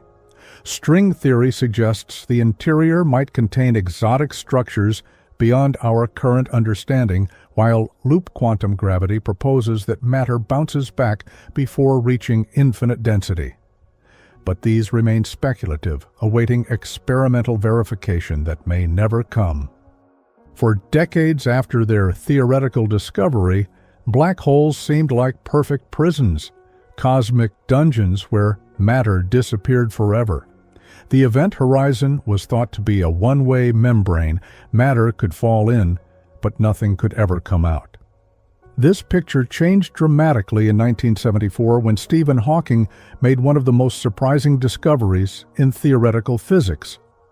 Hawking realized that quantum mechanics, the theory governing atomic and subatomic particles, fundamentally alters our understanding of black holes. Near the event horizon, the quantum vacuum constantly produces pairs of particles and antiparticles that normally annihilate each other almost instantaneously. But in the intense gravitational field near a black hole, something remarkable happens. Sometimes, one particle from such a pair falls into the black hole while its partner escapes into space. The escaping particle carries away energy that must come from somewhere. And that somewhere is the black hole's mass. Through this quantum mechanical process, black holes slowly evaporate, emitting what's now called Hawking radiation. This discovery revealed that black holes have temperature. They glow like cosmic embers with thermal radiation. But here's the counterintuitive part. The more massive a black hole, the cooler its temperature. A black hole with the mass of our Sun has a Hawking temperature of about 60 nanokelvins, trillions of times colder than the current cosmic microwave background radiation. This temperature is so low that such black holes currently absorb more energy from the cosmic background radiation than they emit through Hawking radiation. They're actually growing slightly rather than evaporating. But as the universe continues expanding and cooling, this situation will reverse. In about 10-19 years, when the cosmic background temperature drops below the Hawking temperature of stellar mass black holes, they'll finally begin their long journey toward evaporation. The time required for complete evaporation depends dramatically on mass. A black hole's lifetime scales with the cube of its mass, creating enormous differences in evaporation times. A solar mass black hole takes approximately 1,067 years to evaporate completely through Hawking radiation. A black hole 10 times more massive takes 1,068 years, 10 times longer, despite having only 10 times the mass. Sagittarius A does, with its 4 million solar masses, will persist for approximately 1087 years before finally disappearing. The most massive black holes, containing billions of solar masses, may survive for 10,100 years or longer. Time spans so vast they dwarf even the proton decay, times we discussed earlier. As a black hole evaporates, its temperature increases. This creates a runaway process in the final stages. As the black hole becomes smaller and hotter, it radiates energy faster, causing it to shrink more rapidly, which makes it even hotter, and so on. The final moments of evaporation occur with explosive speed.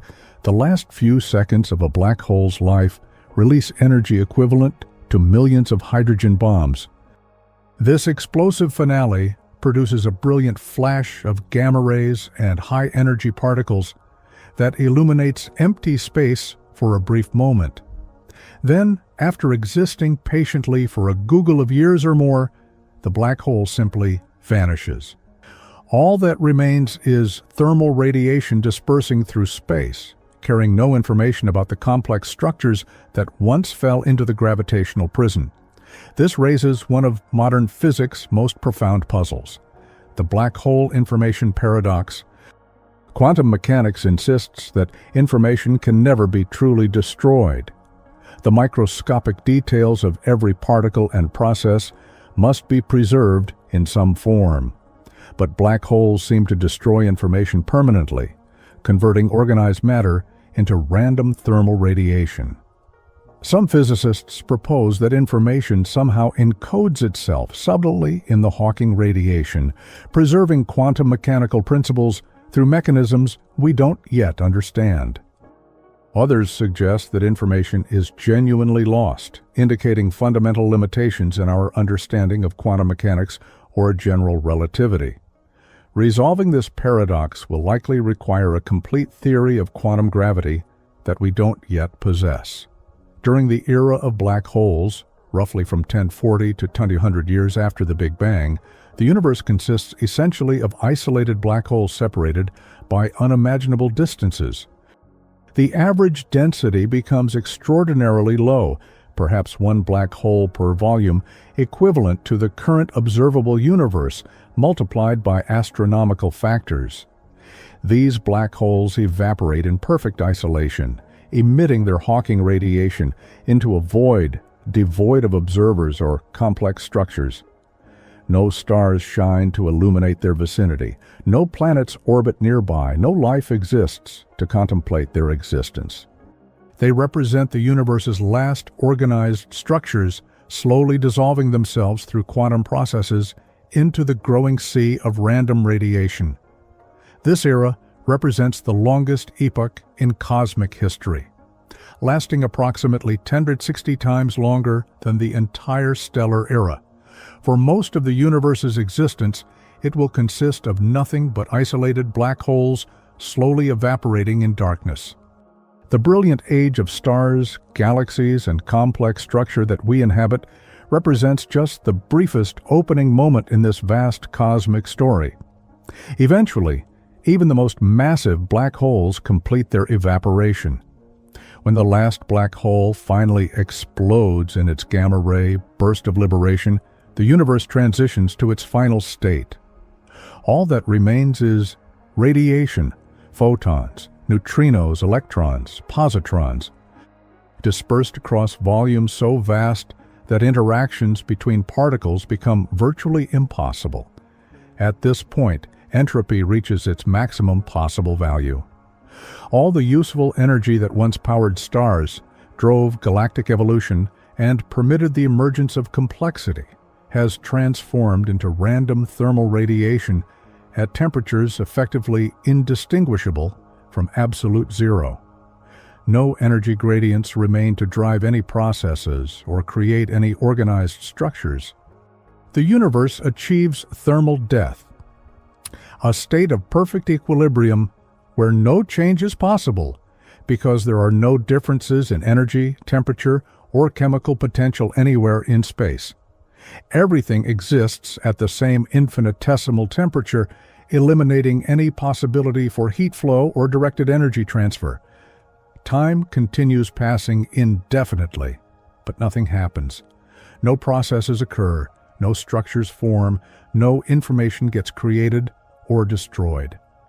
The universe exists in a state of perfect, eternal stillness, not empty, but filled with radiation so dilute and cold that it might as well be emptiness. Time becomes meaningless in a universe where change is impossible and causation has ceased. Time continues passing indefinitely, but nothing happens because no processes are possible without energy differences driving useful directional flows. And in this final stillness, we must confront a profound truth about the cosmic journey we've traced. The existence of complex structures like stars, planets, and life depends on conditions so specific and so temporary that our very presence here represents an almost impossible convergence of circumstances. The complexity we see around us, from the intricate dance of molecules in a living cell to the spiral arms of galaxies spanning hundreds of thousands of light years, requires a precise combination of factors that exist only briefly in cosmic history. These structures need sufficient energy density to power their processes, temperature gradients to drive energy flows, heavy elements forged in stellar cores, and enough time for a complex organization to emerge and evolve. Our cosmic epoch, stretching from about 8 billion years after the Big Bang to perhaps 100 trillion years in the future, represents an extraordinarily narrow window in the universe's total history. This fertile period corresponds to approximately 1% of the black hole era alone, and an infinitesimally smaller fraction of the universe's complete timeline. If the entire cosmic story were compressed into a single year, the stellar era would last only the first 10 seconds, and human existence would occupy a fraction of a millisecond. To understand why this window is so special, we need to recognize that complexity emerges only when the universe is far from thermal equilibrium. Living systems, like all complex structures, are what physicists call dissipative systems. They extract energy from their environment and export entropy, maintaining their organization by increasing disorder elsewhere. A tree grows by capturing sunlight and carbon dioxide, but it releases heat and waste products that increase the total entropy of its surroundings. The second law of thermodynamics doesn't prohibit local decreases in entropy. It only requires that the total entropy of an isolated system always increases. Life can create local order precisely because it has access to energy sources that allow it to export disorder to its environment. Your body maintains its complex organization by consuming food and radiating heat, constantly increasing the entropy of the world around you. Stars provide the essential energy gradients that make this possible. Their hot surfaces emit high-quality energy in the form of visible and infrared light, which planets absorb and then re-radiate as lower-quality heat. This energy degradation, from concentrated useful energy to dispersed thermal radiation, powers virtually every complex process we know about. When stars begin to die and energy gradients disappear, the possibility of maintaining complex structures disappears with them. Without temperature differences to drive energy flows, no process can occur that builds or maintains organization. Thermal death eliminates not just existing structures, but any possibility of new complexity emerging under any conceivable future circumstances. Consciousness and thought are physical processes that require energy and produce entropy, making them fundamentally dependent on the energy gradients that stars provide. Your brain consumes about 20 watts of power, roughly 20% of your body's total energy budget, despite representing only 2% of your body mass. Every thought involves the transmission of electrical signals between neurons, a process that dissipates energy and slightly increases the entropy of your surroundings. Even information itself isn't a free abstraction. It's a pattern encoded in some physical substrate that requires energy to create, maintain, and process. According to Landauer's principle, erasing information necessarily increases entropy, establishing a fundamental thermodynamic limit on efficient computation. Any conceivable computer in a dying universe would face the same challenge, exponentially decreasing energy availability for sustaining computational processes. Some physicists have proposed that future civilizations might survive thermal death through reversible computation. Theoretical processes that could perform calculations without dissipating energy. But even reversible computation requires energy for initialization, error correction, and interaction with the external environment. Advanced civilizations cannot escape the fundamental thermodynamic reality. Without energy gradients, no sustained computation or thought is possible. Freeman Dyson once proposed that civilizations might survive by hibernating for increasingly long periods, performing intermittent bursts of thought as the universe slowly cools. This strategy could theoretically extend subjective existence, but it cannot overcome thermal death. Eventually, there simply isn't enough energy available for even a single additional thought. Some have suggested extracting energy from quantum vacuum fluctuations, but this violates the second law of thermodynamics, which prohibits perpetual motion machines. Quantum fluctuations are real, but they occur on timescales so brief and cancel so completely that they provide no net energy source. The idea of baby universes spawning from quantum fluctuations remains highly speculative and offers no escape route for inhabitants of our universe. The temporary nature of conditions favorable to complexity makes our existence extraordinarily improbable and precious from a cosmic perspective. Of all the moments in a universal history spanning 10 or 100 years or more, we exist precisely during the minuscule window when complex structures are possible. This isn't coincidence, it's necessity.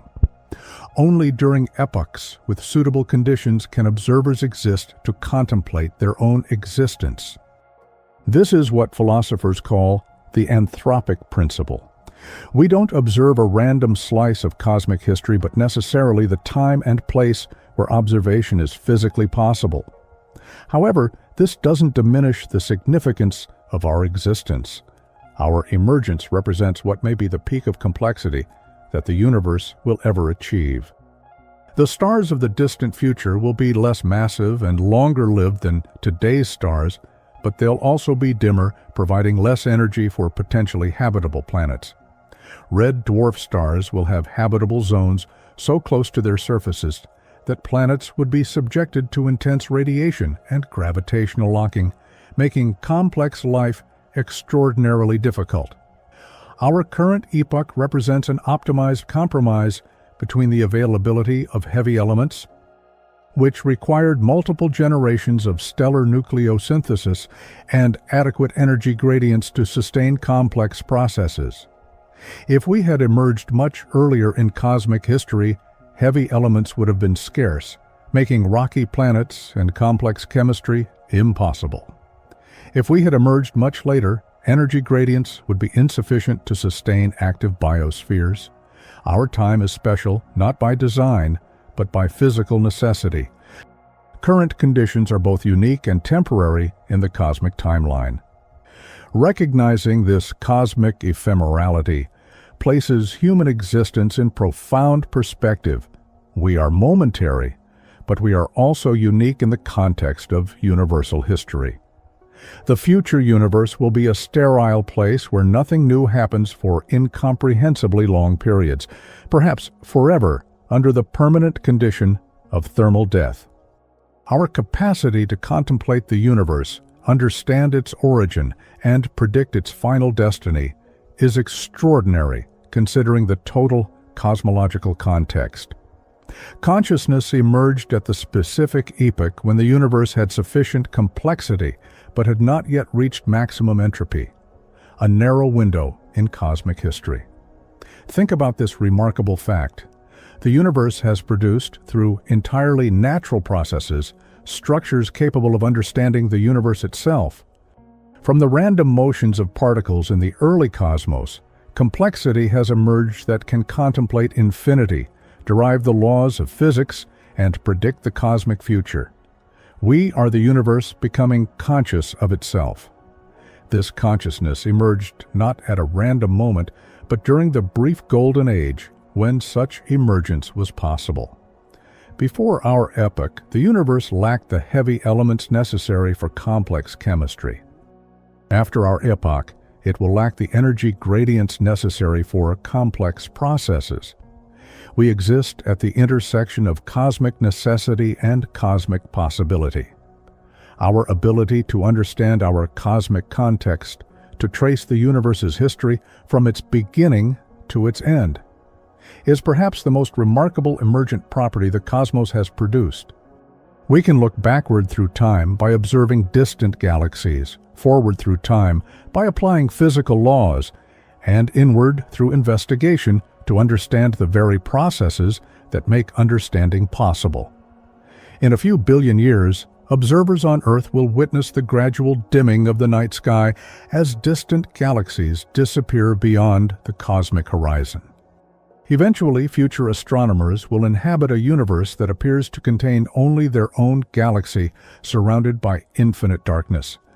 They will lack the observational evidence we have today to deduce the cosmic expansion, the Big Bang, or the ultimate fate we've traced together. Our cosmic moment is special precisely because we can observe the universe's history and structure directly. We can see the cosmic microwave background radiation from when the universe was only 380,000 years old.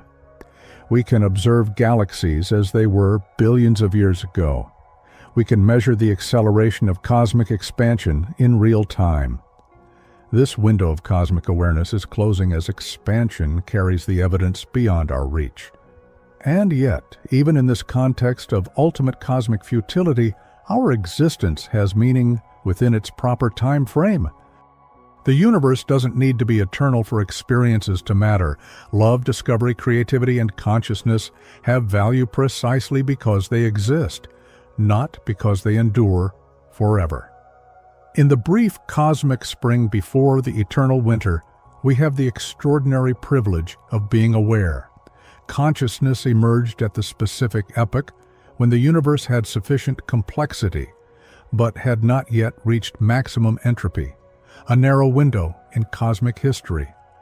This scientific understanding of the universe's destiny raises profound philosophical questions about the meaning of existence and purpose in a finite cosmos.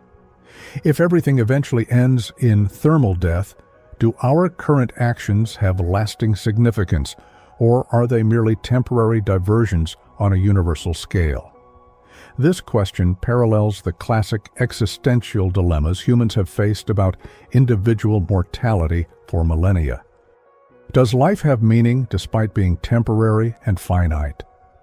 The parallel is striking. Just as each human life ends in death, the entire universe ends in thermal equilibrium.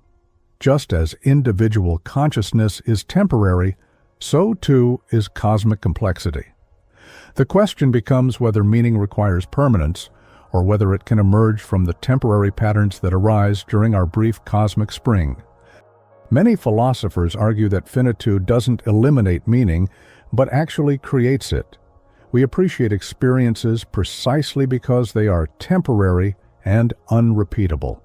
An eternal, unchanging universe would be tedious and devoid of novelty.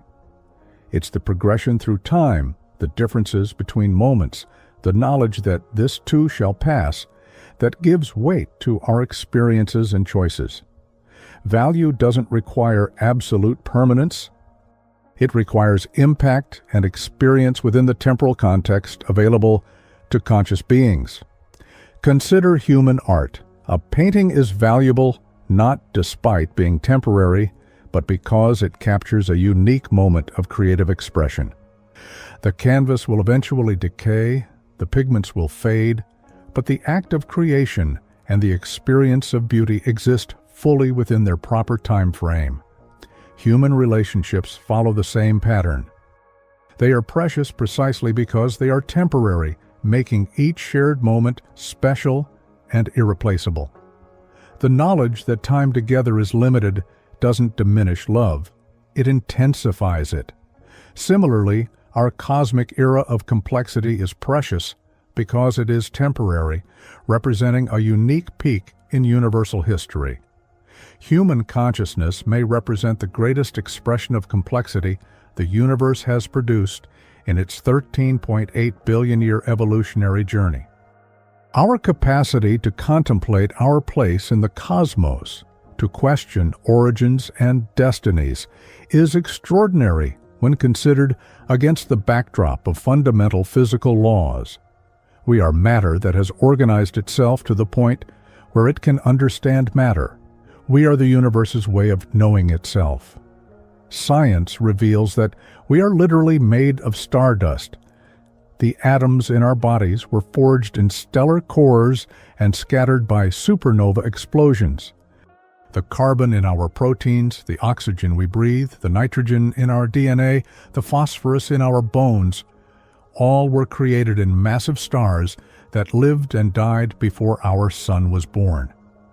We are the products of 13.8 billion years of cosmic evolution, from the simplest hydrogen atoms to self-aware beings capable of contemplating infinity.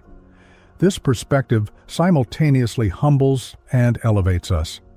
We are cosmically insignificant in scale, inhabitants of a tiny planet orbiting an ordinary star in an unremarkable galaxy.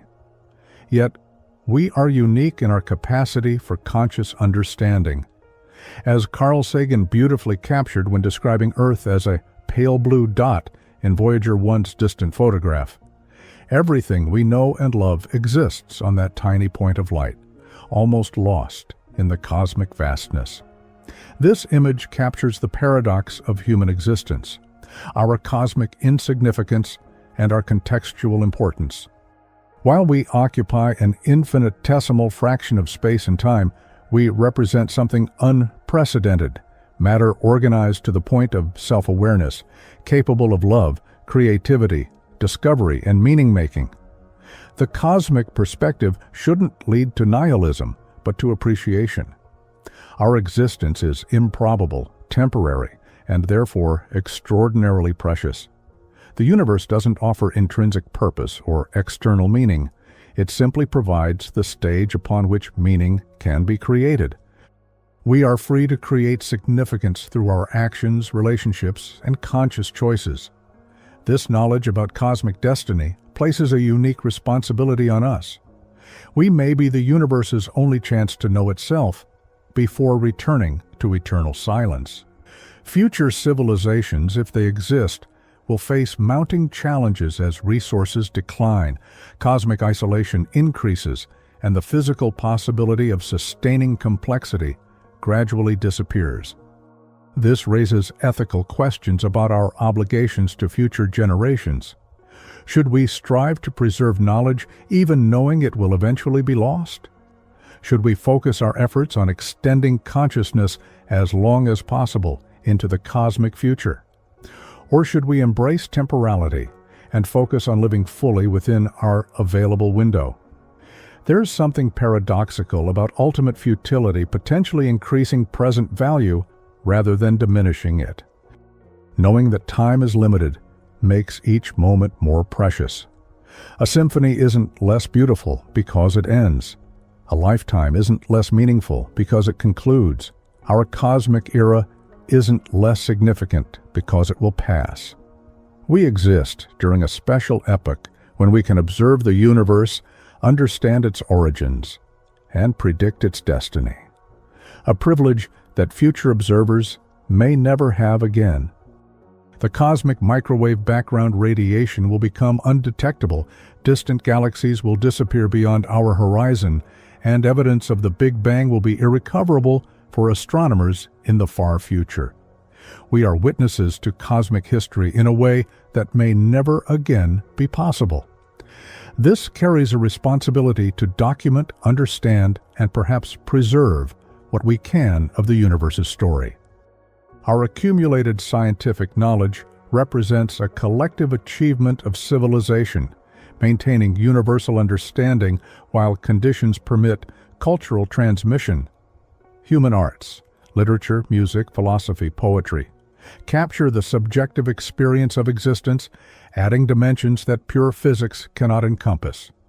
These cultural expressions are valuable precisely because they represent unique perspectives of individual consciousnesses during a specific historical moment. They preserve not just facts about the universe, but what it feels like to be conscious within it. The universe's eventual end doesn't negate these contributions, but contextualizes them. We are temporary participants in a cosmic story that transcends individual existence. Our legacy lies not in achieving immortality, but in the impact we have within our available time frame. Every act of kindness, every discovery, every creative expression adds to the sum total of meaning generated during the universe's brief age of complexity. Humanity might well become extinct long before universal thermal death, making concerns about distant cosmic fate seem abstract compared to immediate challenges. Climate change, nuclear war, asteroid impacts, or simple evolutionary change could end our species billions of years before the last red dwarf stars burn out. Yet understanding our cosmic context informs our values and priorities. Recognizing universal finitude can motivate both appreciation of the present and care for the achievable future.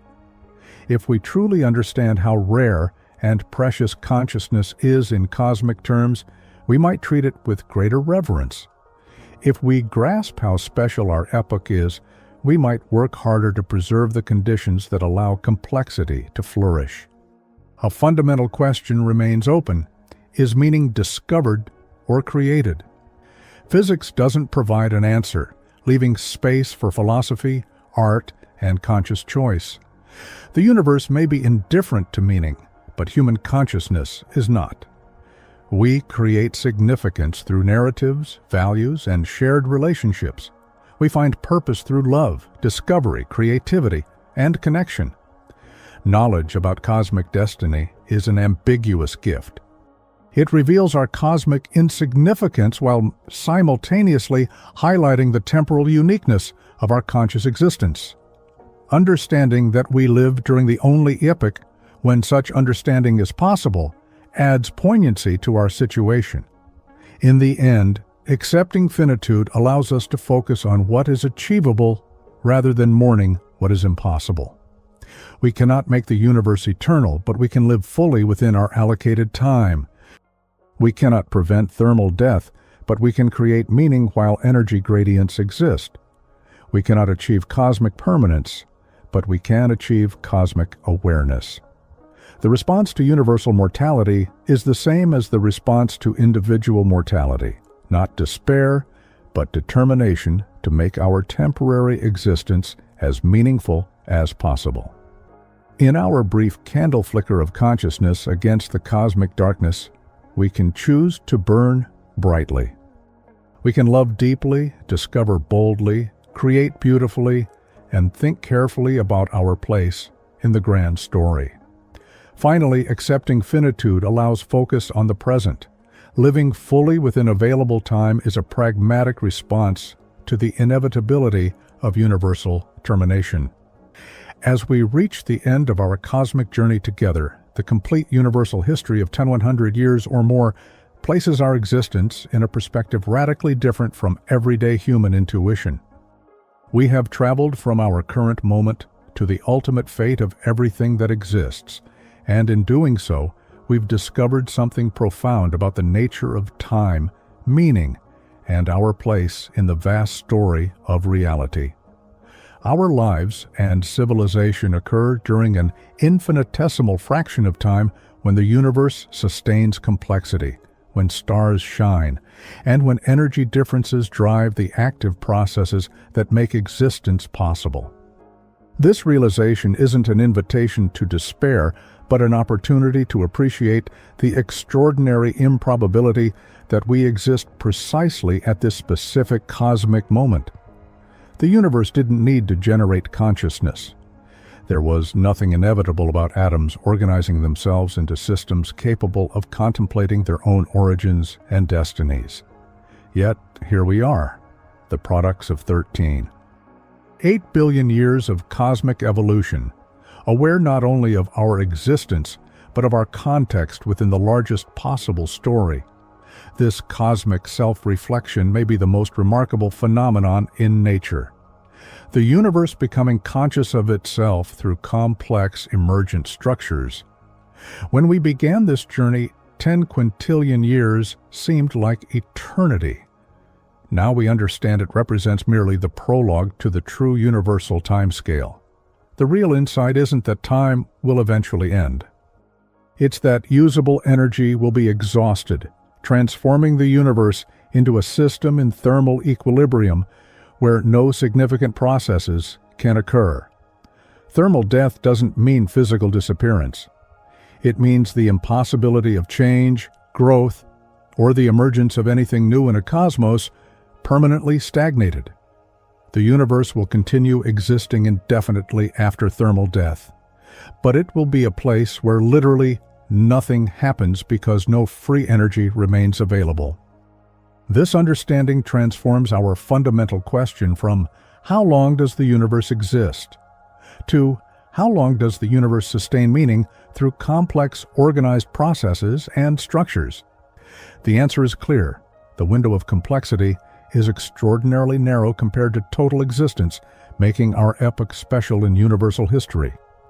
Stars represent temporary engines converting mass into energy, creating the gradients that allow life, evolution, and consciousness to emerge locally on planets.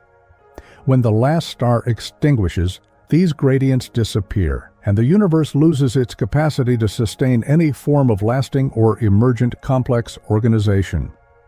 The black holes that dominate subsequent eras are essentially inert structures that simply evaporate slowly without creating anything new or interesting around them. After their final evaporation, only dispersed radiation remains across exponentially growing volumes, approaching asymptotically close to absolute void and perpetual silence. Our capacity to predict this destiny demonstrates that consciousness has achieved profound understanding of the fundamental laws governing observable cosmic reality. This understanding is a remarkable achievement considering we evolved on a small planet orbiting a common star in an unremarkable galaxy among billions. Science has allowed us to transcend human perceptual limitations, revealing temporal and spatial scales completely beyond our ancestors' direct evolutionary experience. Telescopic technology extends our vision across billions of light years, letting us observe the cosmic past when light began its journey to our present detectors. Mathematical equations allow us to extrapolate the distant future based on physical laws, predicting cosmic destiny with reasonable confidence despite remaining uncertainties. This capacity for universal understanding is extraordinary, suggesting that consciousness represents a peak of complexity that the universe may never surpass. The question remains whether other civilizations exist or have existed in the observable universe, sharing similar understanding of finite cosmic context and terminal destiny. Fermi's paradox asks, if life is common, where is everyone? The cosmic silence suggests that intelligent life is either extraordinarily rare or ephemeral. One disturbing possibility is that we are unique or among the first, carrying special responsibility to preserve knowledge while it's physically possible to do so. Alternatively, perhaps advanced civilizations understand ultimate futility and choose to focus on the present rather than spreading across an indifferent and temporary cosmos. Regardless of other civilizations, our existence has meaning within our available temporal context, requiring neither external validation nor absolute cosmic permanence. Universal finitude doesn't eliminate the value of art, love, scientific discovery, or any meaningful human experience within our accessible time window. These phenomena have value because we experience them, not because they endure eternally beyond any conscious system's capacity to appreciate or record them. The cosmic perspective offers humility. We are temporary participants in a larger history, not the center or final purpose of an independent, self-existing, indifferent universe. Simultaneously, it offers dignity. Despite our smallness and ephemerality, we are unique in our capacity to understand the total context of our conscious, reflective existence. Through blind natural processes, the universe has produced systems capable of questioning their own significance.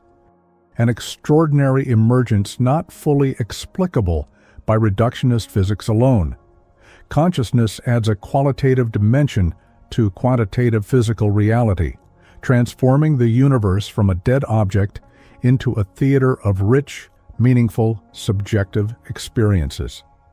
Our brief spring occurs between the initial post-Big Bang coldness and the final post-thermal death coldness, a unique interval when stellar heat sustains local islands of complexity. This interval is precious precisely because it's temporary, representing a unique moment in the universal timeline when complex structures are physically and thermodynamically possible. Recognizing temporality shouldn't induce nihilism, but gratitude. We exist against astronomical odds during a special epoch when conscious observation is possible. The future universe will be a sterile, dark place without witnesses, making our current presence extraordinary as conscious observers of complete universal cosmic history. Scientific knowledge about cosmic destiny is a recent human achievement, reached only in the last century through telescopic observations and theoretical advances. Previous generations didn't know the universe had an origin or would have an end, living with eternal or cyclical cosmologies based on intuition rather than data. Now we know the universe had a finite beginning, evolves through distinct eras, and moves inevitably toward a final state of inescapable maximum entropy. This knowledge transforms our relationship with the cosmos. We're not part of an eternal cycle, but unique participants in a history with defined beginning, middle, and end. 10 quintillion years is an astronomical number to the human mind, yet it's a blink compared to the timescales of massive black hole evaporation. What really matters isn't absolute duration, but the capacity to sustain meaningful processes. And that capacity declines dramatically and irreversibly over time. The universe doesn't need to literally end to stop being interesting. Thermal death is more subtle than a final explosion, but equally terminal in terms of meaning. Our existence happens not near the end, but during the short interval, when the cosmos was capable of creating and sustaining structures that could eventually understand their own impermanence. This is the true lesson of universal temporal scale. Meaning doesn't require eternity. It only needs sufficient time for consciousness to emerge, observe, and understand its context. In the brief cosmic spring before eternal winter, we have been given the extraordinary privilege of awareness, understanding, and the capacity to find beauty and meaning in our temporary but remarkable existence. This is the true lesson of universal temporal scale. Meaning doesn't require eternity, but only sufficient time for consciousness to emerge, observe, and understand context. If you're still awake, it's because the content was really good. So take a moment, leave a like, and subscribe to the channel. It helps a lot. And if you want to keep watching, just click on the video that's appearing right now. I'll see you there.